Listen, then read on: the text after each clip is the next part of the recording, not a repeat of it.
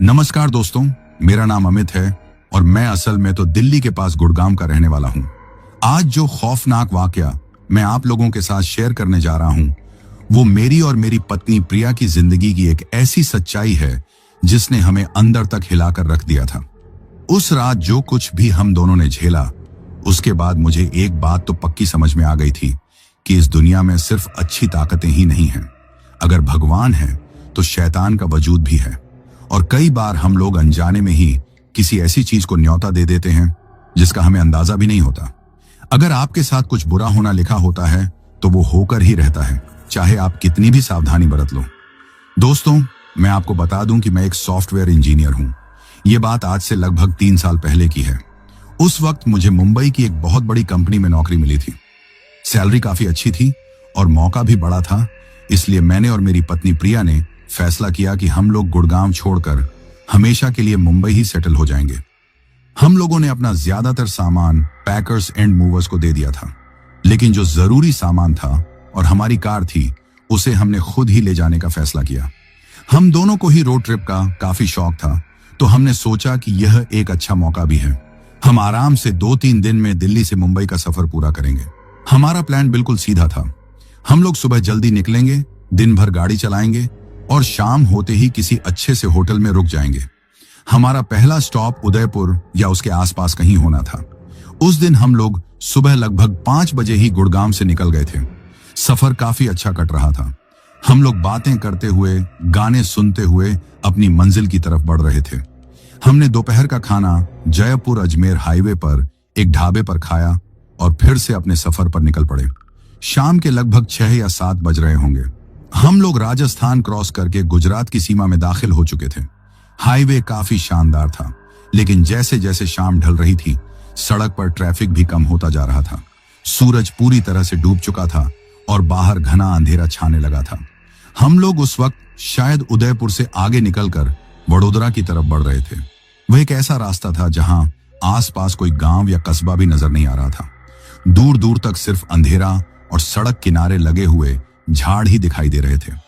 मैं अपनी धुन में गाड़ी चला रहा था कि तभी अचानक से हमारी गाड़ी के इंजन से एक अजीब सी घरघराहट की आवाज आई और गाड़ी 2-4 झटके खाकर बीच सड़क पर ही बंद पड़ गई। मैंने 1-2 बार गाड़ी को फिर से स्टार्ट करने की कोशिश की, लेकिन गाड़ी टस से मस नहीं हुई। मैंने प्रिया की तरफ देखा। उसके चेहरे पर भी घबराहट साफ नजर आ रही थी। मैंने उससे कहा कि तुम घबराओ मत, मैं नीचे उतर कर देखता हूं, शायद कोई छोटी मोटी दिक्कत हो। मैं गाड़ी से नीचे उतरा। हाईवे पर उस वक्त बिल्कुल सन्नाटा पसरा हुआ था। दूर दूर तक एक भी गाड़ी की लाइट नजर नहीं आ रही थी। मैंने अपना मोबाइल निकालकर टॉर्च जलाई और बोनट खोलकर देखने की कोशिश की। मुझे गाड़ियों के बारे में ज्यादा कुछ पता नहीं है, लेकिन मैं बस यूं ही देखने लगा था कि शायद कोई तार वगैरह हिल गया हो। तभी प्रिया ने मुझसे कहा, अमित, मुझे यहां बिल्कुल भी ठीक नहीं लग रहा है। बहुत अजीब सी जगह है ये। मैंने भी उसकी हाँ में हाँ मिलाई। मैंने अपने फोन में नेटवर्क देखा, लेकिन वहां एक भी डंडा नहीं था। प्रिया के फोन में भी नेटवर्क नहीं था। अब हम लोग सच में फंस चुके थे। उस सुनसान हाईवे पर रात के अंधेरे में हमारी गाड़ी खराब हो गई थी और हमारे पास किसी से मदद मांगने का भी कोई जरिया नहीं था। मैं गाड़ी का बोनट बंद करके वापस ड्राइवर सीट पर आकर बैठ ही गया था कि तभी हम दोनों की नजर सड़क के किनारे खड़ी एक परछाई पर पड़ी। पहले तो हमें लगा कि वह कोई पेड़ होगा, लेकिन फिर वह परछाई धीरे धीरे हमारी तरफ बढ़ने लगी। जैसे जैसे वह पास आई, हमें दिखाई दिया कि वह एक बहुत ही बूढ़ी औरत थी। वह शायद ठीक से चल भी नहीं पा रही थी। वह लंगड़ाते हुए हमारी गाड़ी की तरफ आ रही थी और अपना एक हाथ उठाकर हमसे रुकने का या मदद मांगने का इशारा कर रही थी। उस औरत को अपनी तरफ आता देख प्रिया, जो मेरी बगल वाली सीट पर बैठी थी, वह मुझसे कहने लगी, अमित, देखो वो बेचारी बूढ़ी औरत, लगता है किसी मुसीबत में है। हमें उसकी मदद करनी चाहिए। लेकिन उस औरत को उस सुनसान जगह पर उस हालत में देखकर मेरे दिल में एक अजीब सी घबराहट होने लगी थी। मैंने तुरंत गाड़ी के सारे शीशे ऊपर चढ़ा दिए और प्रिया से कहा, प्रिया, पागल हो गई हो क्या? इतनी रात को इस सुनसान हाईवे पर यह औरत कहां से आई? ये कोई चोर उचक्का भी हो सकता है। हम दरवाजा बिल्कुल नहीं खोलेंगे। प्रिया मुझसे बहस करने लगी। अमित, कैसी बातें कर रहे हो? वह एक बूढ़ी औरत है, वह हमारा क्या बिगाड़ लेगी? शायद उसे सच में मदद की जरूरत हो। वह औरत अब लंगड़ाते हुए हमारी गाड़ी के बिल्कुल पास आ गई थी। वह मेरे वाली साइड के शीशे के पास आकर खड़ी हो गई और शीशे पर हल्का हल्का हाथ मारने लगी। तभी हम दोनों को हवा में एक बहुत ही अजीब और गंदी सी बदबू महसूस होती है। वो ऐसी सड़ी हुई सी बदबू थी जैसे कि कोई जानवर मर गया हो और उसकी लाश सड़ रही हो, या जैसे बारिश में पुरानी लकड़ी सड़ जाती है, वैसी ही सीलन और सड़न की मिलीजुली बदबू थी। वह बदबू इतनी तेज थी कि हम दोनों को ही उल्टी आने जैसा महसूस होने लगा था। प्रिया ने भी अपनी नाक पर हाथ रख लिया। मैंने उस औरत की तरफ देखा। उसका चेहरा अंधेरे में साफ नजर नहीं आ रहा था, लेकिन उसकी आंखें मुझे शीशे के पार से भी घूरती हुई महसूस हो रही थी। मैंने उस बदबू से परेशान होकर और उस औरत के उस तरह घूरने से डरकर एक आखिरी बार गाड़ी की चाबी घुमाई और जैसे कोई चमत्कार हुआ हो, गाड़ी एक ही बार में स्टार्ट हो गई। गाड़ी के स्टार्ट होते ही मैंने एक पल की भी देरी नहीं की। मैंने तुरंत गाड़ी का एक्सीलरेटर दबाया और गाड़ी को वहां से भगा लिया। प्रिया पीछे मुड़कर उस औरत को देखने लगी। मैंने उसे झिड़कते हुए कहा, आगे देखो, पीछे मत देखो। हम लोग वहां से काफी तेज रफ्तार में निकल गए थे। गाड़ी में कुछ देर तक तो बिल्कुल शांति छाई रही। प्रिया शायद मुझसे थोड़ी नाराज थी कि मैंने उस औरत की मदद नहीं की। मैंने उसे समझाने की कोशिश की। प्रिया, समझने की कोशिश करो, ऐसी सुनसान जगहों पर रात में रुकना खतरे से खाली नहीं होता। और तुम्हें वो बदबू नहीं आई थी? कितनी अजीब थी वो। प्रिया कुछ नहीं बोली। उसने बस अपना सिर बाहर शीशे की तरफ घुमा लिया। हम लोग अभी उस जगह से लगभग 15 से 20 किलोमीटर ही आगे आए होंगे। गाड़ी अब बिल्कुल ठीक चल रही थी। मेरे दिल से भी डर थोड़ा कम हुआ था। मुझे लगा कि शायद गाड़ी में कोई छोटी मोटी दिक्कत ही आई होगी, जो अपने आप ठीक हो गई। मैं अभी यह सोच ही रहा था कि तभी अचानक से प्रिया ने मेरी तरफ देखा और मुझसे कहा, अमित, तुमने परफ्यूम छिड़का है क्या गाड़ी में? मैंने कहा, नहीं तो क्यों? वह घबराई हुई आवाज में बोली, मुझे फिर से वही बदबू आ रही है, वही सड़ी हुई सीलन वाली बदबू। जैसे ही उसने यह कहा, मेरा दिल जोर से धड़क उठा, क्योंकि वह बदबू अब मुझे भी महसूस होने लगी थी। वह पहले से भी ज्यादा तेज थी और ऐसा लग रहा था कि जैसे वह बदबू हमारी गाड़ी के अंदर से ही आ रही हो। मैंने घबराकर गाड़ी की रफ्तार धीमी की और प्रिया से कहा, शीशे खोल दो जल्दी से, शायद बाहर से आ रही हो। लेकिन जैसे ही प्रिया ने शीशा नीचे किया, वह जोर से चीख पड़ी। मैंने घबराकर गाड़ी की हेडलाइट की रोशनी में सामने की तरफ देखा और जो मैंने देखा उसे देखकर मेरी आंखें फटी की फटी रह गईं। वही बूढ़ी औरत, बिल्कुल वही औरत जो हमें 20 किलोमीटर पहले मिली थी। वह सड़क के बिल्कुल बीचों बीच खड़ी थी। वह अभी भी उसी तरह लंगड़ा रही थी और अपना हाथ उठाकर हमें रुकने का इशारा कर रही थी। दोस्तों, उस बूढ़ी औरत को ठीक सड़क के बीचों बीच ठीक उसी हालत में देखकर मेरी तो जैसे जान ही निकल गई थी। ये हो ही नहीं सकता था। हम लोग उस जगह से कम 20 किलोमीटर आगे आ चुके थे। कोई भी इंसान, खासकर इतनी बूढ़ी औरत, इतनी जल्दी इतनी दूर पहुंच ही नहीं सकती थी। मेरे पास सोचने का वक्त बिल्कुल भी नहीं था। मैंने गाड़ी को बचाने के लिए पूरी ताकत से स्टीयरिंग व्हील को बाईं तरफ घुमा दिया। गाड़ी के टायर एक भयानक चीख के साथ सड़क पर घिसटे। मेरी गाड़ी बेकाबू होकर सड़क के किनारे की तरफ भागी और कच्ची जमीन पर उतरकर एक झटके के साथ रुक गई। मेरा सिर सामने स्टीयरिंग से टकराते टकराते बचा। प्रिया भी डर के मारे जोर से चीख पड़ी थी और उसने अपनी आंखों पर हाथ रख लिया था। कुछ सेकंड तक तो हम दोनों की सांसें अटकी रहीं। गाड़ी का इंजन अभी भी चल रहा था, लेकिन हमारी हिम्मत नहीं हो रही थी कि हम हिल भी सकें।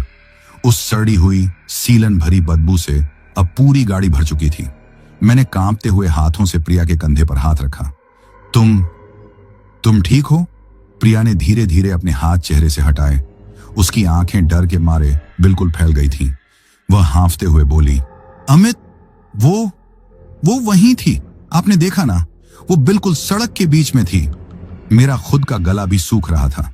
मैंने हिम्मत करके गाड़ी के रियर व्यू मिरर, पीछे देखने वाले शीशे में देखा। हाईवे पर पीछे की तरफ दूर दूर तक घना अंधेरा था।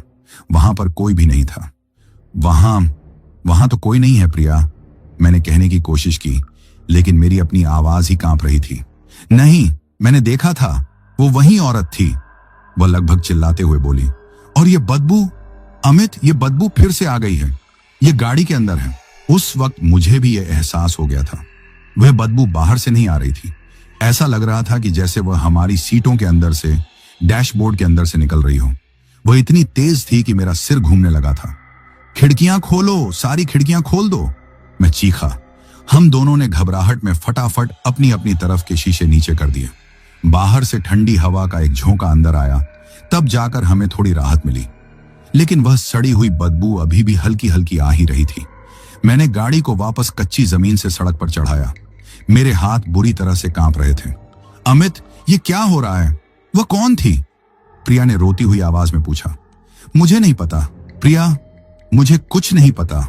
मैंने गाड़ी का गियर बदला और एक्सीलरेटर दबाया। शायद कोई गिरोह हो सकता है वह औरत ना हो, कोई और हो। हमें डराने की कोशिश कर रहे हो ताकि हम गाड़ी रोक दें और वो हमें लूट लें। हाँ, यही होगा। मैं ये बातें कहकर प्रिया को नहीं बल्कि खुद को ही तसल्ली देने की कोशिश कर रहा था, लेकिन मेरा दिल जानता था कि जो मैंने देखा था वह कोई आम इंसान नहीं हो सकता था। प्रिया ने मेरी बात का कोई जवाब नहीं दिया। वह बस चुपचाप बाहर अंधेरे में देखती रही। हम लोग अब गाड़ी को काफी तेज भगा रहे थे। मैं लगभग 100 से 110 की रफ्तार पर गाड़ी चला रहा था। मेरी नजरें सड़क से एक पल के लिए भी नहीं हट रही थी। मुझे डर लग रहा था कि कहीं वह औरत फिर से सामने ना आ जाए। गाड़ी की खिड़कियां खुली होने की वजह से हवा का शोर बहुत ज्यादा था, लेकिन उस शोर के बावजूद भी गाड़ी के अंदर एक अजीब सी खामोशी छाई हुई थी। हम दोनों इतने डरे हुए थे कि एक दूसरे से बात भी नहीं कर रहे थे। लगभग आधे घंटे तक हम लोग ऐसे ही गाड़ी चलाते रहे। अब वह बदबू लगभग जा चुकी थी, शायद ठंडी हवा की वजह से। मेरे दिल की धड़कन भी अब थोड़ी धीमी हुई थी। मैंने सोचा कि शायद हम उस मुसीबत से बहुत दूर निकल आए हैं। अमित, मुझे बहुत ठंड लग रही है, क्या हम शीशे थोड़े ऊपर कर लें? प्रिया ने धीरे से कहा। मैंने उसकी तरफ देखा। वह ठंड के मारे कांप रही थी। मैंने हाँ में सिर हिलाया। मैंने उससे कहा, हाँ कर लो। मुझे भी लगता है कि अब हम उस जगह से बहुत आगे आ गए हैं। हम दोनों ने अपनी अपनी तरफ के शीशे लगभग आधे बंद कर लिए। और दोस्तों, जैसे ही शीशे ऊपर हुए वह बदबू वापस आ गई, लेकिन इस बार वह पहले से भी 100 गुना ज्यादा तेज थी। इतनी तेज कि जैसे किसी ने सड़ी हुई लाशों से भरा कोई बोरा हमारी गाड़ी में ही फाड़ दिया हो। यह सिर्फ एक बदबू नहीं थी, यह इतनी भारी थी कि मुझे सांस लेने में भी दिक्कत होने लगी थी। नहीं नहीं नहीं, प्रिया जोर जोर से चीखने लगी। ये फिर से आ गई। अमित, ये नहीं जा रही है, ये हमारे साथ है। वह अपनी नाक और मुंह को हाथों से दबाने लगी। मेरा भी डर के मारे बुरा हाल था। शीशे खोलो, वापस खोलो। लेकिन जैसे ही मैंने अपना हाथ शीशे के बटन की तरफ बढ़ाया, तभी अचानक से मेरी नजर गाड़ी के रियर व्यू मिरर पर पड़ी, और जो मैंने देखा उसे देखकर मेरी चीख मेरे गले में ही अटक गई। हमारी गाड़ी की पिछली सीट पर ठीक मेरे और प्रिया के बीच में एक काला साया बैठा हुआ था। वह कोई इंसान नहीं था, वह बस एक परछाई थी, एक बहुत ही घनी परछाई जिसने एक इंसान का आकार ले लिया था। उसका कोई चेहरा नहीं था, लेकिन मुझे यह साफ महसूस हो रहा था कि वह हमें ही घूर रही है। मैं डर के मारे पत्थर बन गया था। मैं गाड़ी चला तो रहा था, लेकिन मेरा शरीर सुन्न पड़ गया था। अमित, क्या हुआ? आप ऐसे क्यों देख रहे हो? प्रिया ने मेरी हालत देखकर घबराते हुए पूछा। मैंने अपनी नजरें सामने सड़क पर गड़ा दी। कुछ नहीं, तुम बस आंखें बंद कर लो प्रिया, बस आंखें बंद कर लो और शायद कोई मंत्र पढ़ने लगो। क्यों? क्या देखा आपने? अमित, मुझे बताओ, पीछे क्या है? वह और ज्यादा घबरा गई। मैंने कहा ना कुछ नहीं, मैं उस पर चिल्ला दिया। मैं नहीं चाहता था कि वह पीछे मुड़कर देखे। मुझे डर था कि अगर उसने वह चीज देख ली तो वह शायद सदमे से ही मर जाएगी। लेकिन वह बदबू अब असहनीय होती जा रही थी, और मुझे अब उस बदबू के साथ साथ एक और चीज महसूस हो रही थी। गाड़ी के अंदर का तापमान अचानक से बहुत ज्यादा गिर गया था। इतनी ठंड हो गई थी जैसे हम लोग किसी फ्रीजर के अंदर गाड़ी चला रहे हों। हमारे मुंह से भाप निकलने लगी थी। तभी प्रिया ने बहुत ही धीमी और कांपती हुई आवाज में कहा, अमित, मेरा सिर बहुत भारी हो रहा है। मुझे बहुत नींद आ रही है। मैंने घबराकर उसकी तरफ देखा। उसका चेहरा बिल्कुल पीला पड़ गया था और वह धीरे धीरे अपनी सीट पर एक तरफ लुढ़कती जा रही थी। प्रिया, आंखें खुली रखो, सोना मत। प्रिया, मैं एक हाथ से गाड़ी चलाते हुए दूसरे हाथ से उसे झंझोड़ने की कोशिश करने लगा, लेकिन वह कोई जवाब नहीं दे रही थी। वह बस बेहोशी की हालत में जा रही थी। उसी वक्त मुझे सामने सड़क पर बहुत दूर कुछ टिमटिमाती हुई बत्तियां नजर आईं। शायद कोई छोटा सा कस्बा था या कोई पेट्रोल पंप। बस प्रिया, हम बस पहुंचने वाले हैं, वहां लोग होंगे, बस थोड़ी देर और। मैंने गाड़ी का एक्सीलरेटर जमीन से सटा दिया। मैं बस किसी भी तरह उस रोशनी तक पहुंचना चाहता था, उस साए से और उस जानलेवा बदबू से दूर भागना चाहता था। दोस्तों, मेरी हालत उस वक्त ऐसी हो गई थी कि मैं आपको बता नहीं सकता। मेरा एक हाथ स्टीयरिंग पर था और दूसरे से मैं प्रिया को झंझोड़ रहा था। प्रिया, प्रिया, आंखें खुली रखो, हम बस पहुंच गए हैं, देखो सामने रोशनी है। लेकिन प्रिया की तरफ से कोई जवाब नहीं आ रहा था। वह बस बेजान सी मेरी सीट की तरफ झुकी जा रही थी और वह बदबू, वह सड़ी हुई घिनौनी बदबू इतनी तेज हो गई थी कि मेरा अपना सिर चकराने लगा था। मेरे फेफड़ों में जैसे वह बदबू नहीं बल्कि कोई जहर जा रहा हो। और ठंड इतनी बढ़ गई थी कि गाड़ी के शीशों पर अंदर की तरफ से धुंध जमने लगी थी। मेरे रोंगटे खड़े हो गए थे। मुझे यह एहसास हो रहा था कि वह जो काली परछाई पिछली सीट पर थी वह अब सिर्फ बैठी नहीं है। मुझे ऐसा लग रहा था कि जैसे वह धीरे धीरे आगे की तरफ हम दोनों के बीच में झुक रही हो। मेरी हिम्मत नहीं हो रही थी कि मैं फिर से उस रियर व्यू मिरर में देखूं। मैं बस आंखें फाड़े सामने उस टिमटिमाती हुई रोशनी की तरफ देख रहा था और एक्सीलरेटर को दबाए जा रहा था। मुझे लग रहा था कि अगर मैंने एक पल के लिए भी रफ्तार कम की तो वह चीज हम दोनों को यहीं खत्म कर देगी। गाड़ी 120 से 130 की रफ्तार से भाग रही थी। वह रोशनी अब तेजी से हमारी तरफ आ रही थी। तभी अचानक से वह जो भयानक ठंड थी वह एकदम से गायब हो गई और उसके साथ ही वह सड़ी हुई बदबू भी एक पल में हवा हो गई, जैसे किसी ने गाड़ी की सारी खिड़कियां एक साथ खोल दी हों। मैं कुछ समझ नहीं पाया। मैं इतना घबराया हुआ था कि मैंने एक झटके से उस रियर व्यू मिरर में फिर से देखा। पिछली सीट खाली थी, वहां कोई नहीं था, न कोई परछाई न कोई साया। गाड़ी के अंदर का माहौल फिर से बिल्कुल वैसा ही हो गया था जैसा वह सब शुरू होने से पहले था। मैं हाँफ रहा था। प्रिया, प्रिया, मैंने उसे फिर से हिलाया। उसने धीरे से एक हल्की सी आवाज निकाली और अपनी आंखें थोड़ी सी खोली। अमित, क्या हुआ था?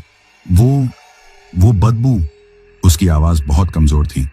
चली गई प्रिया, वो चली गई है, मैंने कहा। हम लोग अब उस रोशनी के बिल्कुल पास पहुंच चुके थे, लेकिन वहां पहुंचकर मेरा दिल एक बार फिर बैठ गया।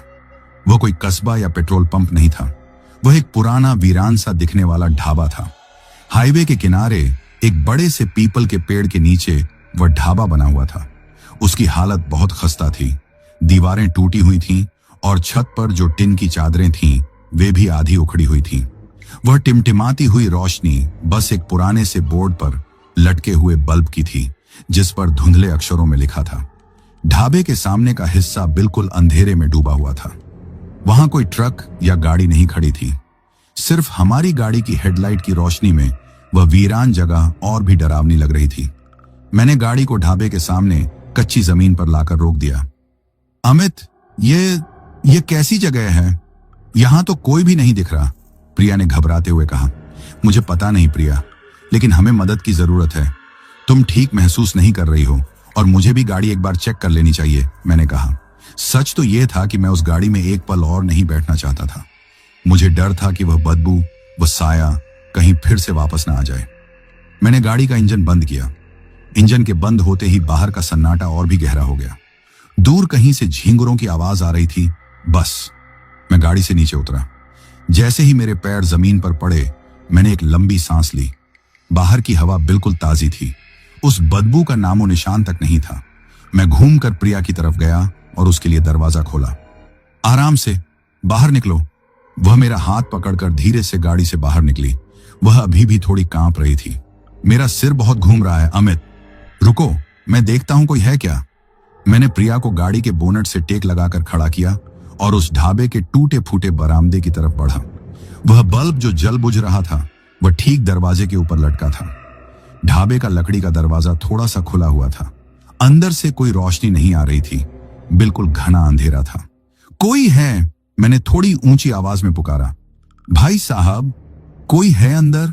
मेरी आवाज उस सन्नाटे में गूंज कर रह गई। अंदर से कोई जवाब नहीं आया। अमित, मुझे नहीं लगता यहां कोई है। यह जगह बंद है। चलो यहां से चलते हैं, प्रिया ने पीछे से कमजोर आवाज में कहा। मैं भी वापस मुड़ने ही वाला था। मुझे भी यह जगह बहुत अजीब लग रही थी। तभी अंदर उस अंधेरे से एक खटकने की आवाज आई, जैसे किसी ने लकड़ी की कुर्सी को जमीन पर घसीटा हो। मेरे रोंगटे फिर से खड़े हो गए। मैं वहीं जम गया। कौन कौन है अंदर? मैंने कांपती हुई आवाज में फिर से पूछा। कुछ पल के लिए फिर खामोशी छा गई और फिर वह जो थोड़ा सा खुला हुआ दरवाजा था, वह धीरे धीरे एक भयानक चरमराने की आवाज के साथ पूरा खुल गया। अंदर का अंधेरा अब हमारी तरफ मुंह फाड़े खड़ा था और उस अंधेरे के बीचों बीच मुझे एक परछाई सी खड़ी दिखाई दी। कोई अंदर खड़ा था जो हमें ही देख रहा था। अमित, वापस आ जाओ प्लीज। प्रिया पीछे से लगभग रोने लगी थी। मैं भी डर के मारे 2 कदम पीछे हट गया। मेरी नजरें उस परछाई पर गड़ी हुई थीं। वह हिल नहीं रही थी, बस वहीं खड़ी थी। चलो प्रिया, जल्दी गाड़ी में बैठो, हम यहां एक पल नहीं रुकेंगे। मैंने फैसला कर लिया, जो भी हो हम इस जगह से अभी निकलेंगे। मैं तेजी से पीछे मुड़ा और प्रिया का हाथ पकड़कर उसे गाड़ी की तरफ खींचने ही वाला था कि तभी उस ढाबे के अंदर से वह परछाई एक कदम आगे बढ़ी और उस जलते बुझते बल्ब की रोशनी में आ गई। उसे देखते ही मेरी तो जैसे सांस ही रुक गई। वह वही बूढ़ी औरत थी, वही लंगड़ाती हुई, झुकी हुई कमर वाली औरत जो हमें हाईवे पर 2 बार मिली थी। वह उस ढाबे के दरवाजे पर खड़ी थी।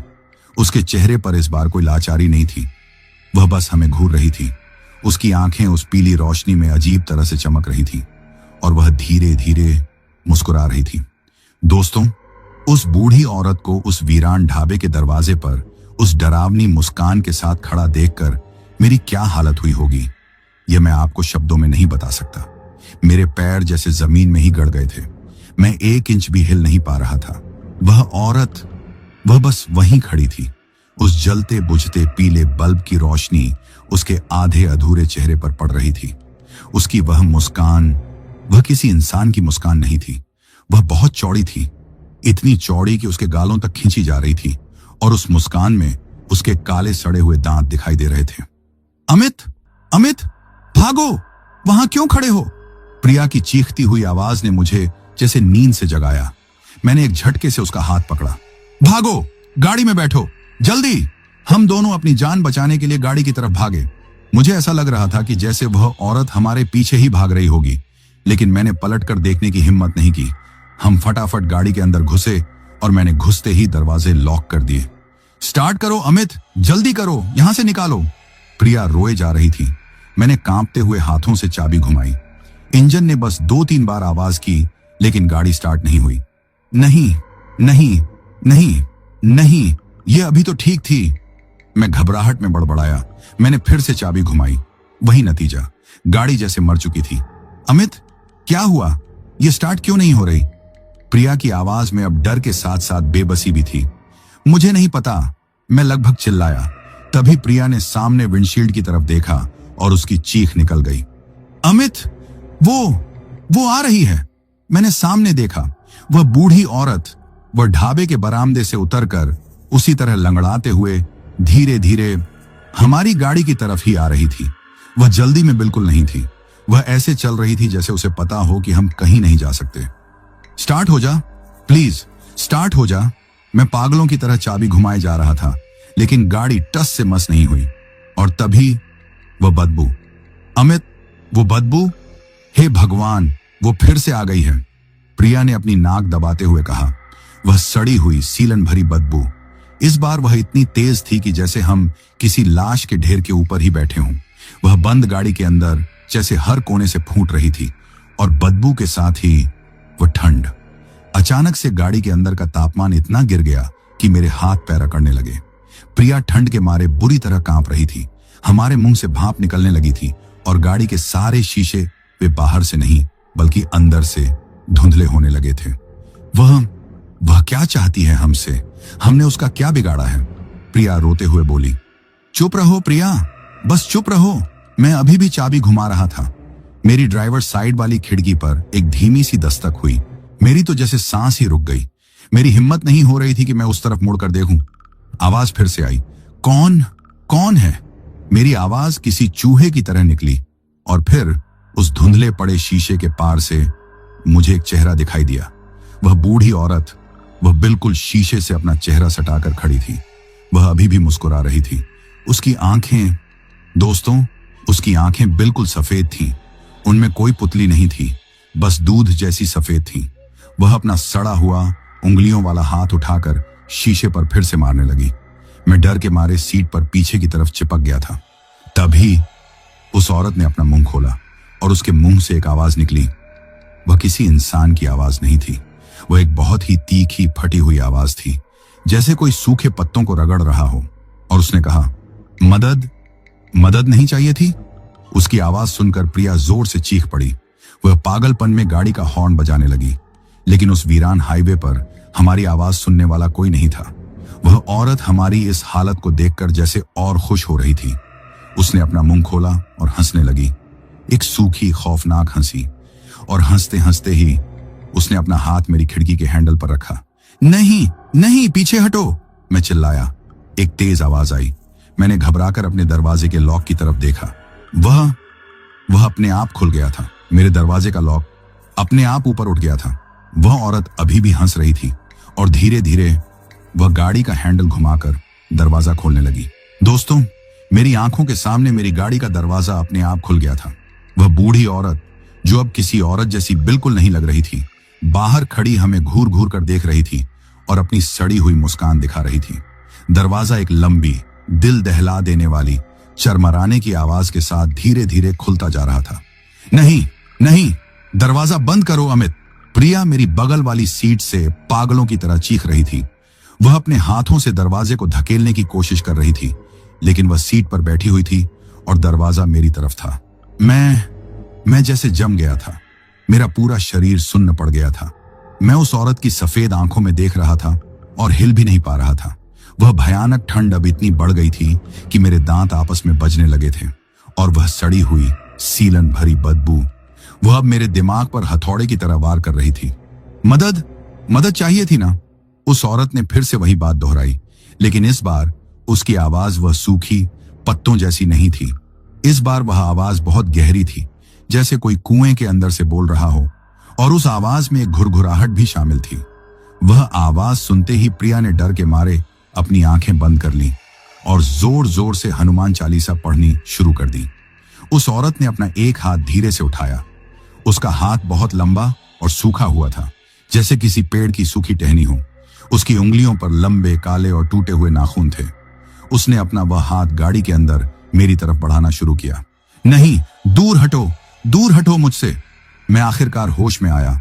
मैं अपनी सीट पर जितना हो सकता था प्रिया की तरफ खिसक गया। मैंने अपने पैर उठाकर उस औरत के सीने पर मारने की कोशिश की, लेकिन मेरे पैर जैसे हवा में ही जम गए। मुझ में ताकत ही नहीं बची थी।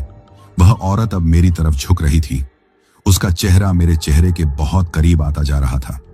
मुझे उसकी सड़ी हुई सांसों की बदबू महसूस हो रही थी। अमित, बचाओ!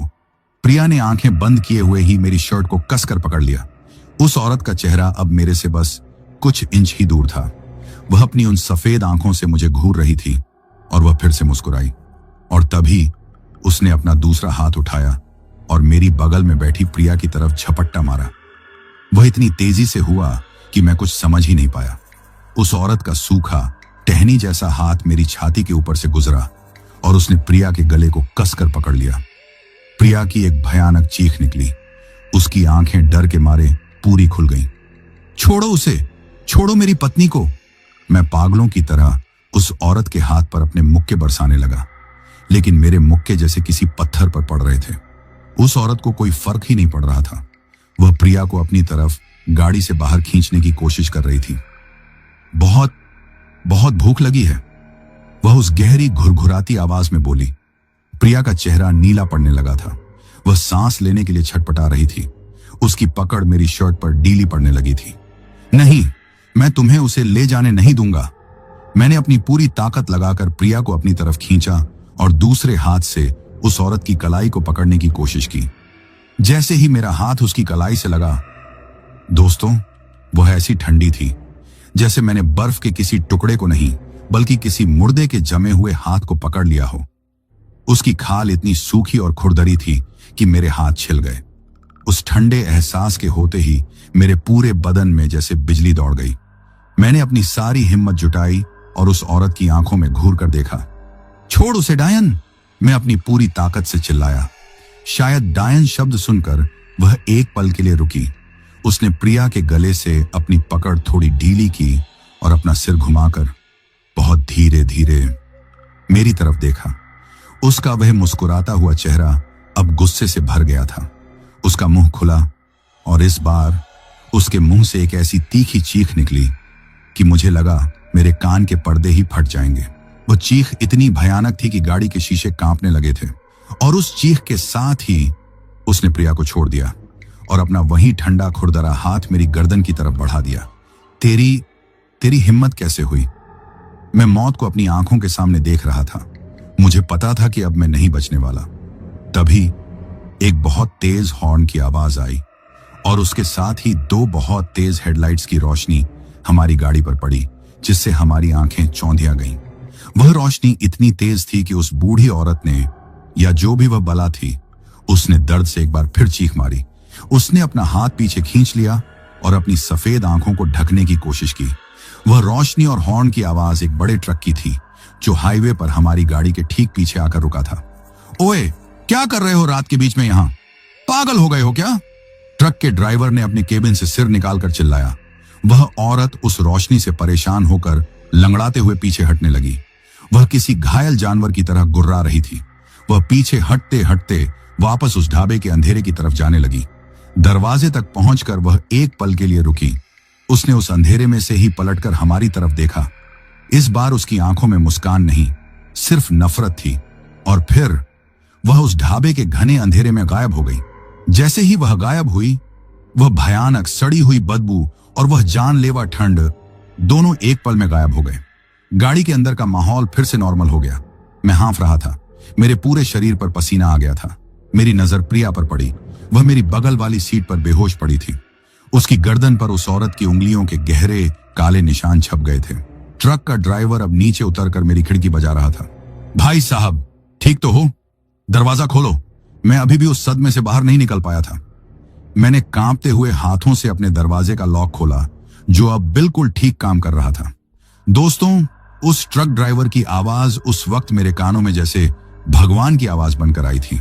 मैं अभी भी उस खौफनाक सदमे से बाहर नहीं निकल पाया था।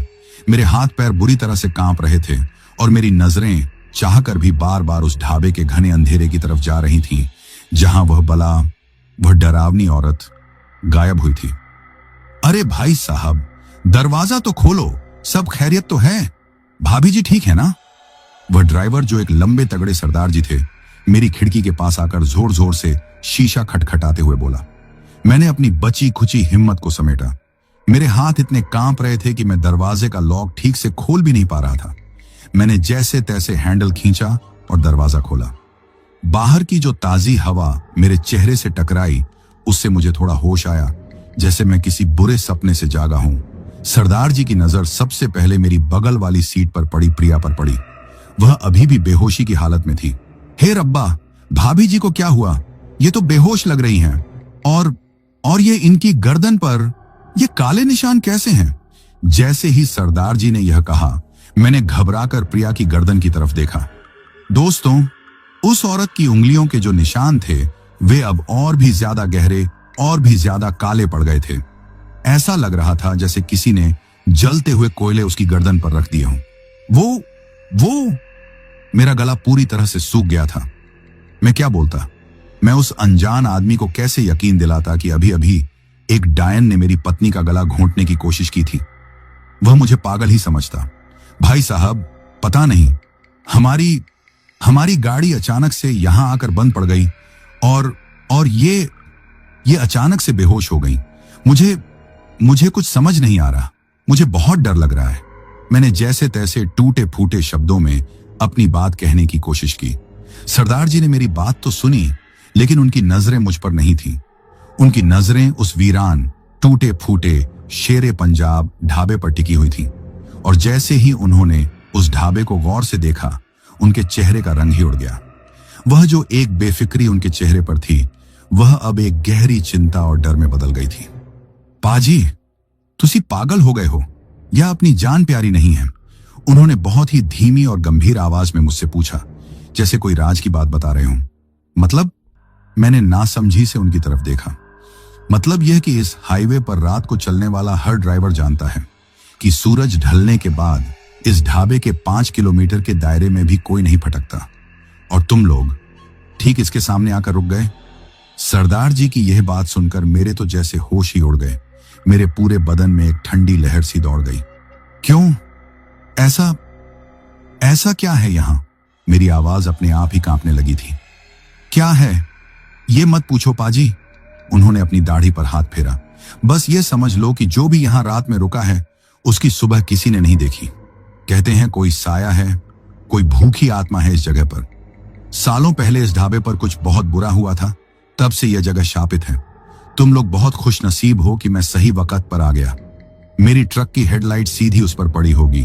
रोशनी से डरती है वो। मैं तो जैसे सुन्न पड़ गया था। तो वह सब सच था। वह हमारा कोई वहम नहीं था। वह औरत, वह सच में कोई आत्मा या डायन ही थी। हमारी गाड़ी स्टार्ट नहीं हो रही है, मैंने घबराई हुई आवाज में एक बच्चे की तरह उनसे कहा। मैंने बहुत कोशिश की, लेकिन यह सरदार जी ने मेरी बात बीच में ही काट दी। वो यही थी ना, इसीलिए तुम्हारी गाड़ी ने दम तोड़ दिया था। वो इन सब चीजों को रोक देती है। अब वो भाग गई है। अब चाबी घुमाओ, हो जाएगी स्टार्ट। मुझे उनकी बात पर रत्ती भर भी यकीन नहीं हो रहा था। जिस गाड़ी ने एक बार भी हिलने का नाम नहीं लिया, वह अब कैसे स्टार्ट हो जाएगी? लेकिन मेरे पास और कोई चारा भी नहीं था। मैंने अपनी कांपती हुई उंगलियों से भगवान का नाम लेकर एक बार फिर चाबी घुमाई। दोस्तों, आप यकीन नहीं मानेंगे, मेरी गाड़ी एक ही बार में स्टार्ट हो गई, जैसे उसमें कभी कोई खराबी आई ही ना हो। उसका इंजन बिल्कुल मक्खन की तरह चल रहा था। मैं और सरदार जी, हम दोनों ने एक दूसरे की तरफ देखा। मेरी आंखों में डर और हैरानी थी और उनकी आंखों में एक मैंने कहा था ना वाली बात थी। चलो पाजी, एक पल भी मत रुको यहां, वह तेजी से बोला, जैसे उन्हें डर हो कि वह फिर से वापस ना आ जाए। यहां से 20 से 25 किलोमीटर आगे सूरतगढ़ नाम का एक छोटा सा कस्बा आएगा। छोटा ही है, लेकिन रात काटने के लिए एक आध होटल मिल जाएगा। मैं आगे आगे चलता हूं, तुम अपनी गाड़ी मेरे ट्रक के पीछे पीछे भगाते रहो। रुकना मत, चाहे कुछ भी हो जाए, बस मेरे पीछे आते रहना। और हाँ, गाड़ी के शीशे बिल्कुल मत खोलना, 1 इंच भी नहीं। जी ठीक है, मैं बस इतना ही कह पाया। मेरी आवाज ही नहीं निकल रही थी। सरदार जी भागकर अपने ट्रक में चढ़े। उन्होंने एक लंबा जोरदार हॉर्न बजाया, जैसे वह उस अंधेरे को और उस बला को चीर रहे हों, और अपने ट्रक को आगे बढ़ा लिया। मैंने भी एक पल की देरी नहीं की। मैंने तुरंत गियर डाला और गाड़ी को सीधा उनके ट्रक के पीछे लगा दिया। मैंने एक बार भी, एक पल के लिए भी यह हिम्मत नहीं की कि मैं रियर व्यू मिरर, पीछे देखने वाले शीशे में उस खौफनाक ढाबे की तरफ देखूं। मेरी नजरें बस सामने उस ट्रक की 2 लाल बत्तियों पर जमी हुई थी। वही बत्तियां उस वक्त मेरे लिए जिंदगी की निशानी थी। गाड़ी के अंदर अब भी हल्की हल्की ठंडक थी, लेकिन वह जानलेवा, हड्डियों को कंपा देने वाली ठंड और वह सड़ी हुई घिनौनी बदबू, वह दोनों पूरी तरह से जा चुकी थी, जैसे वह कभी थी ही नहीं। अमित, मेरी बगल वाली सीट से प्रिया की बहुत ही कमजोर दबी हुई सी आवाज आई। मैंने घबराकर उसकी तरफ देखा। वह धीरे धीरे अपनी आंखें खोल रही थी। उसका चेहरा अभी भी बिल्कुल पीला पड़ा हुआ था। प्रिया, तुम ठीक हो? कैसा लग रहा है तुम्हें? मैंने अपना एक हाथ स्टीयरिंग पर रखते हुए दूसरा हाथ उसकी बांह पर रख दिया। वह बर्फ की तरह ठंडी हो रही थी। वो औरत, वह हाँफते हुए बोली, उसने मेरी गर्दन। उसका हाथ धीरे धीरे अपनी गर्दन की तरफ गया, जहां वह जलने जैसे निशान थे। कुछ नहीं प्रिया, सब ठीक है, हम बच गए हैं। हम वहां से बहुत दूर निकल आए हैं। बस अब तुम आराम करो, हम थोड़ी देर में एक होटल में पहुंच जाएंगे। उसने मुझे मार डालना चाहा। अमित, मुझे बहुत जलन हो रही है। उसकी आंखों से आंसू बहने लगे। वह दर्द से ज्यादा डर के मारे रो रही थी। सब ठीक है, मैं हूं ना तुम्हारे साथ। मैंने उसे तसल्ली देने की कोशिश की, जबकि मैं खुद अंदर तक बुरी तरह से कांप रहा था। मुझे समझ नहीं आ रहा था कि मैं उसे उन निशानों के बारे में कैसे बताऊं। लगभग 20 से 25 मिनट तक हम लोग मौत की रफ्तार से उस ट्रक के पीछे पीछे गाड़ी भगाते रहे। मेरी नजरें एक पल के लिए भी सड़क से नहीं हटी। आखिरकार हमें दूर हाईवे के किनारे कुछ बत्तियां जलती हुई नजर आईं। वह सूरतगढ़ कस्बा था। कस्बे के शुरू होते ही सरदार जी ने अपना ट्रक सड़क के किनारे रोक लिया और इंडिकेटर देकर हमें रुकने का इशारा किया। मैं भी उनके ट्रक के ठीक पीछे रुक गया। वह फिर से अपने ट्रक से नीचे उतरे और चलकर मेरी खिड़की के पास आए।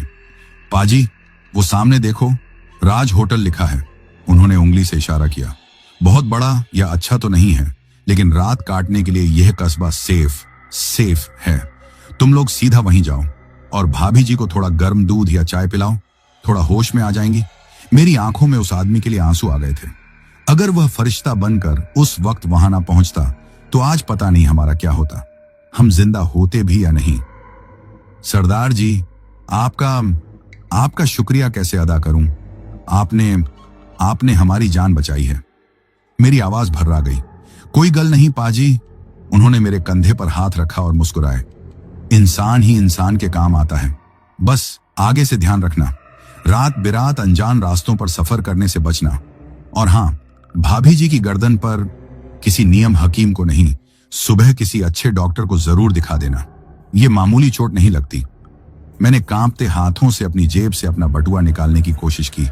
नहीं, आप ऐसे नहीं जा सकते। ये कुछ, अरे नहीं पाजी, पैसे नहीं। उन्होंने मेरा हाथ जोर से पकड़कर रोक दिया। पैसे किस बात के? बस वाहे गुरु का शुक्र करो कि तुम दोनों सही सलामत हो। चलो, सत श्री अकाल।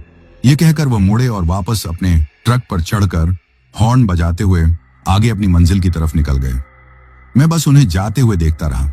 मैंने गाड़ी को उस राज होटल की तरफ बढ़ाया। वह एक बहुत ही छोटा और पुराना सा दिखने वाला होटल था। रात के शायद 11 या 12 बज रहे थे। पूरा कस्बा सो चुका था।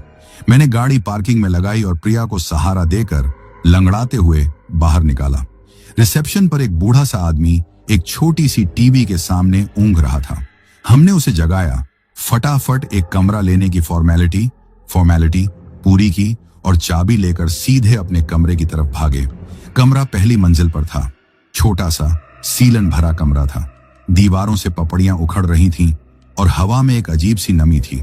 लेकिन उस वक्त वह गंदा सा कमरा हमें किसी 5 सितारा होटल के आलीशान कमरे से कम नहीं लग रहा था। यह कमरा सुरक्षित था। मैंने अंदर घुसते ही दरवाजा बंद किया और ऊपर से जो चिटकनी, लॉक, स्टॉपर, जो कुछ भी दरवाजे पर लगा था, वह सब कुछ एक एक करके बंद कर दिया। प्रिया जाकर सीधा बिस्तर पर धम से बैठ गई। वह अभी भी बुरी तरह से कांप रही थी, जैसे उसे बहुत तेज बुखार हो। मैं कमरे में रखे मिट्टी के जग से एक गिलास पानी भरकर उसके पास लाया।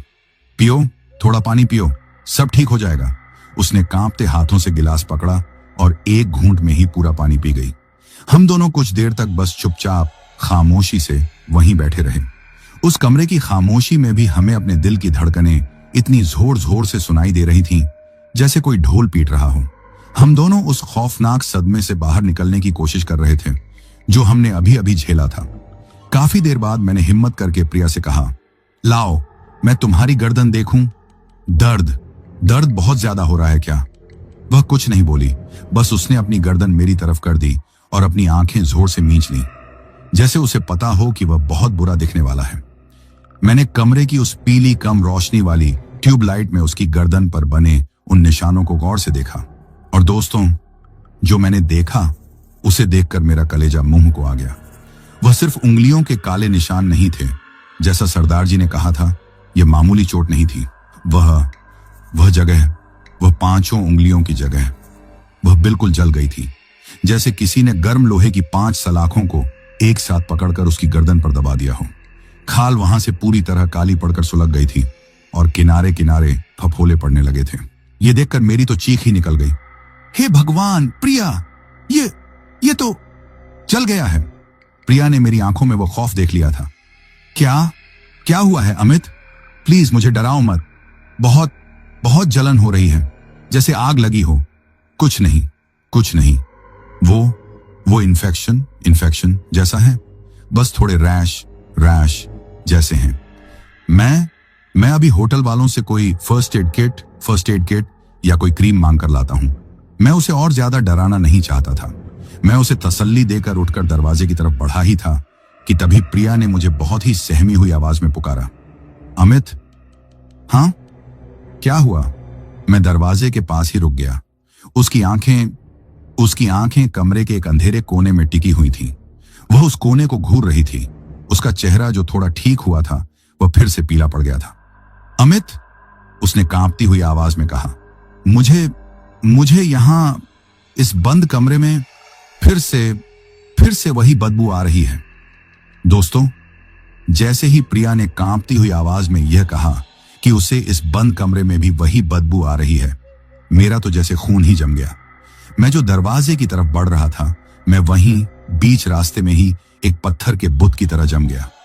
क्या मतलब? तुम क्या कह रही हो? मैंने पलटकर उसकी तरफ देखा। अमित, वही सड़ी हुई सीलन वाली बदबू पहले हल्की थी, अब यह तेज हो रही है। प्रिया की आंखें डर के मारे कमरे के उस अंधेरे कोने में गड़ी हुई थीं, जहां छत और दीवार मिल रही थी। मैंने एक लंबी सांस लेने की कोशिश की और मेरा दिल जैसे किसी ने मुट्ठी में भींच लिया हो। वह सही कह रही थी। वही घिनौनी, सड़ी हुई, जैसे कोई मुर्दा सड़ रहा हो। वही बदबू अब मेरे नथुनों से भी टकरा रही थी। वह हल्की थी, लेकिन वह वहीं थी, हमारे साथ, उस कमरे में जो पहली मंजिल पर था और जिसकी खिड़की और दरवाजा मैंने खुद अपनी तसल्ली करके बंद किए थे। नहीं प्रिया, यह हमारा वहम है, मैं बड़बड़ाया। हम उस जगह से बहुत दूर आ गए हैं।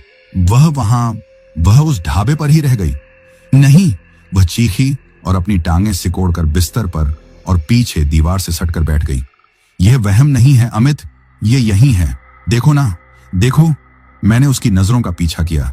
कमरे की जो इकलौती पीली सी ट्यूबलाइट थी, वह अब टिमटिमाने लगी थी। नहीं, यह बस वोल्टेज की दिक्कत होगी। यह पुराना होटल है। मैं खुद को तसल्ली दे रहा था, लेकिन मेरी आवाज मेरा खुद का साथ नहीं दे रही थी। और वह ठंड, वह भयानक हड्डियों को जमा देने वाली ठंड, वह फिर से लौट आई थी। वह इतनी तेजी से आई कि एक पल पहले जहां मुझे हल्की गर्मी लग रही थी, वहीं अब मेरे दांत आपस में बजने लगे थे। अमित, मुझे बहुत जलन हो रही है। प्रिया अपनी गर्दन पकड़कर कराहने लगी। यह जल रहा है अमित, बचाओ मुझे, यह जल रहा है। मैं भागकर उसके पास बिस्तर पर गया। कहां जल रहा है? मैंने घबराकर उसकी गर्दन पर फिर से देखा, और जो मैंने देखा दोस्तों, वह मंजर मैं अपनी जिंदगी की आखिरी सांस तक नहीं भूल सकता। वह जो निशान थे, वह जो 5 उंगलियों के जले हुए काले निशान थे, वह अब चमक रहे थे। नहीं, चमकना सही शब्द नहीं है। वह अंदर से सुलग रहे थे, जैसे किसी ने जलते हुए कोयलों को उसकी खाल के नीचे दबा दिया हो। उनमें से कोई आग नहीं निकल रही थी, लेकिन वह एक धीमी लाल नारंगी रोशनी में दहक रहे थे। और जैसे जैसे वह निशान दहक रहे थे, प्रिया का शरीर अकड़ने लगा था। प्रिया, क्या हो रहा है तुम्हें? मैं उसे झिंझोड़ने लगा। उसने अपना सिर झटके से मेरी तरफ घुमाया। दोस्तों, वह प्रिया नहीं थी। उसकी आंखें, वह पूरी तरह से सफेद हो चुकी थीं, ठीक वैसी ही जैसी उस बूढ़ी औरत की थी। मैं डर के मारे चीखकर बिस्तर से नीचे गिर गया। मैं घिसटता हुआ कमरे के दूसरे कोने में दरवाजे के पास जाकर चिपक गया। प्रिया नहीं। मैं रो रहा था, गिड़गिड़ा रहा था। वह बिस्तर पर बैठी थी, लेकिन वह प्रिया नहीं थी। वह अब धीरे धीरे मुस्कुरा रही थी। वही भयानक चौड़ी, गालों तक खींची हुई मुस्कान जो उस डायन की थी। कमरे की ट्यूबलाइट एक आखिरी बार झपकी और पूरी तरह से बंद हो गई। कमरा घने अंधेरे में डूब गया। मैं कुछ देख नहीं सकता था। मुझे सिर्फ अपनी हांफती हुई सांसों की ओर प्रिया के, या जो भी वह थी, उसके बिस्तर पर हिलने डुलने की हल्की सी आवाज आ रही थी। और वह बदबू अब इतनी तेज हो गई थी कि मेरा दम घुटने लगा था। अमित, उस अंधेरे में से एक आवाज आई। वह प्रिया की आवाज नहीं थी। वह वही गहरी कुएं जैसी घुरघुराती हुई आवाज थी। अमित, मदद नहीं चाहिए थी? नहीं, दूर हटो, छोड़ दो मेरी पत्नी को, प्लीज जाने दो हमें। मैं पागलों की तरह चीख रहा था। बहुत भूख लगी है। वह आवाज, वह बिस्तर से नहीं, वह मेरे बहुत करीब से आई थी। मुझे एहसास हुआ कि वह खड़ी हो गई है। वह उस अंधेरे में मुझे ढूंढ रही है। नहीं प्लीज, एक आवाज आई। वह बिस्तर से नीचे उतर गई थी। मुझे उसके नंगे पैरों के जमीन पर पड़ने की आवाज आई। वह धीरे धीरे मेरी तरफ आ रही थी। मुझे कुछ सूझ नहीं रहा था। मैं क्या करता, कहां जाता? दरवाजा मेरे ठीक पीछे था, लेकिन उस पर 7-8 लॉक लगे थे। उन्हें खोलने में ही वक्त लग जाता। तभी मुझे प्रिया की वह बात याद आई। वह गाड़ी में हनुमान चालीसा पढ़ रही थी। मुझे नहीं पता मुझ में वह हिम्मत कहां से आई। शायद वह एक बाप की हिम्मत थी जो अपने होने वाले बच्चे को, हाँ दोस्तों, उस वक्त प्रिया 2 महीने की प्रेग्नेंट थी। ये बात मैंने आपको पहले नहीं बताई थी। यह एक पति की हिम्मत थी जो अपनी पत्नी को बचाने के लिए आखिरी दम तक लड़ना चाहता था। श्री गुरु चरण सरोज रज। मैंने कांपती हुई आवाज में रोते रोते हनुमान चालीसा का पाठ शुरू कर दिया। जैसे ही मैंने पहली चौपाई बोली, उस अंधेरे में से एक भयानक, दिल दहला देने वाली चीख गूंज उठी। चुप हो जा! वह घुरघुराती आवाज गुस्से से भर गई थी। न्युजमनु मुकुरु सुधारी बर्णु रघुबर बिमल जसु। मैं और जोर से बोलने लगा। कमरे में रखा हुआ पानी का वह मिट्टी का जग अपने आप उठा और मेरी बगल वाली दीवार पर लगकर जोर से टूट गया। पानी और मिट्टी के टुकड़े मेरे ऊपर आकर गिरे। मैंने कहा, चुप हो जा! वह चीख अब ठीक मेरे सामने से आई। मुझे अपनी गालों पर उसकी वह ठंडी सड़ी हुई सांस महसूस हुई। वह मेरे बिल्कुल सामने खड़ी थी। जो दायक फल चारे बुद्धिहीन तनु जानिके सुमिरोम पवन कुमार। मैं अपनी आंखें जोर से मीचे हुए था और अपनी पूरी ताकत से बस पाठ किए जा रहा था। बल बुद्धि विद्या देहु मोही हर हु कलेस बिकार। उसने, या प्रिया के शरीर में जो भी वह बला थी, उसने दर्द से ऐसी चीख मारी कि मुझे लगा होटल की दीवारें ही हिल जाएंगी। और उस चीख के साथ ही एक जोरदार झोंका, एक बहुत तेज हवा का झोंका उस बंद कमरे के अंदर आया। उसने मुझे जोर से पीछे की तरफ दरवाजे पर धकेल दिया। कमरे की ट्यूबलाइट अपने आप फिर से जल उठी और सब कुछ शांत हो गया। वह ठंड, वह बदबू, वह घुरघुराहट सब एक पल में गायब हो गई। मैंने डरते डरते अपनी आंखें खोली। कमरा रोशनी से भरा हुआ था और प्रिया, मेरी प्रिया, वह कमरे के बीचों बीच जमीन पर बेहोश पड़ी हुई थी। प्रिया! मैं भागकर उसके पास गया। मैंने उसे अपनी गोद में उठा लिया। वह सांस ले रही थी। उसकी सांसें बहुत धीमी चल रही थीं, लेकिन वह जिंदा थी। मैंने उसकी गर्दन की तरफ देखा। वह निशान, वह जो दहक रहे थे, वह अब शांत थे। वह अब बस जले हुए काले गहरे गड्ढों जैसे दिख रहे थे। मैं बस उसे अपनी गोद में लिए वहीं जमीन पर बैठकर बच्चों की तरह फूट फूट कर रोने लगा। दोस्तों, उस रात हम दोनों में से कोई भी सो नहीं पाया। मैं प्रिया को गोद में लिए बस उस कमरे के कोने में बैठा रहा। प्रिया को लगभग 3-4 घंटे बाद होश आया। उसे कुछ भी याद नहीं था। उसे बस इतना याद था कि उसकी गर्दन में बहुत तेज जलन हो रही थी। और फिर सब अंधेरा। जैसे ही बाहर आसमान में सुबह की पहली हल्की सी रोशनी दिखाई दी, हम उस होटल से भागे। हमने अपना सामान तक पैक नहीं किया। मैंने बेहोश सी प्रिया को अपनी गोद में उठाया। हम सीढ़ियों से भागे। रिसेप्शन पर किसी को बिना कुछ बताए, बिना चेकआउट किए हम सीधा अपनी गाड़ी में आकर बैठे। मैंने गाड़ी स्टार्ट की और उस कस्बे से बाहर निकाल ली। हम रुके नहीं। हम पूरे दिन गाड़ी चलाते रहे। हमने रास्ते में सिर्फ एक बार पेट्रोल भरवाया और सीधा शाम को मुंबई में अपने नए घर में आकर ही रुके। दोस्तों, उस घटना को आज 3 साल हो गए हैं। प्रिया के गले पर वह निशान, वह आज भी है। वह 5 उंगलियों के जले हुए गहरे निशान, वह उस खौफनाक रात की गवाही बनकर आज भी उसकी गर्दन पर मौजूद है। हमने मुंबई आकर बहुत बड़े बड़े स्किन डॉक्टर्स को दिखाया। सबने यही कहा कि यह बहुत ही थर्ड डिग्री बर्न है, लेकिन कोई यह नहीं समझ पाया कि यह जलने के निशान इतने गहरे और इतने सटीक एक पंजे के आकार में कैसे आ सकते हैं। हमारा बेटा रोहन अब 2 साल का है। वह बिल्कुल स्वस्थ है, लेकिन उस रात के सदमे ने हम दोनों को हमेशा के लिए बदल दिया। हम लोगों ने उस हाईवे पर या राजस्थान गुजरात के उस हिस्से में दोबारा कभी कदम नहीं रखा। मैंने उस सरदार जी को ढूंढने की बहुत कोशिश की, लेकिन वह मुझे कभी नहीं मिले। मेरे लिए तो वह उस रात कोई फरिश्ता ही थे जिन्हें भगवान ने हमारी जान बचाने के लिए भेजा था। उस दिन मुझे एक बात तो समझ में आ गई थी दोस्तों, कि अगर आपके साथ कुछ गलत होना होता है तो वह होकर ही रहता है, लेकिन अगर आपकी जिंदगी बची होती है तो भगवान किसी ना किसी को फरिश्ता बनाकर भेज ही देता है। लेकिन आज भी जब कभी मैं रात को अकेला होता हूं या किसी पुरानी सीलन भरी जगह पर जाता हूं और मुझे वैसी ही कोई सड़ी हुई बदबू महसूस होती है, तो मेरी रूह अंदर तक कांप जाती है, क्योंकि मैं जानता हूं कि वह भूख, वह साया, वह डायन, वह आज भी उस सुनसान हाईवे पर उस